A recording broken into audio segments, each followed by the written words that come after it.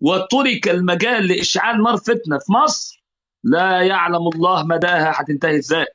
فاوعوا تلعبوا في الحته دي لانها خطر. اولا انتوا مصريين عايشين في مصر، ممكن بسهوله جدا اعمل لك قضيه، اروح لمباحث انترنت دلوقتي واصور ايميلك واوديك في 60 داهيه، واعمل لك ازدراء اديان سهله جدا على فكره.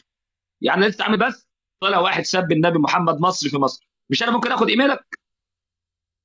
وانا ابن عمتي نائب رئيس سلاح الجو في مصر. يعني ابن عمتي انا نائب رئيس وزير قائد سلاح الجو في مصر، نائب قائد بتستخدم سلاح الجو عليهم مباشره. بتستخدم عليهم لا مش قصدي، مش قصدي، انا مش ممكن اخد دلوقتي ايميلك وانت بتشتم النبي محمد، هاخد ايميلك هبعته ليه بكل سهوله بتهمه ازدراء اديان، هوديك ورا الشمس. طب ليه تسب النبي؟ طب ليه؟ سب النبي محمد هيحرق مصر كلها، هيحرقكم انتوا الاول.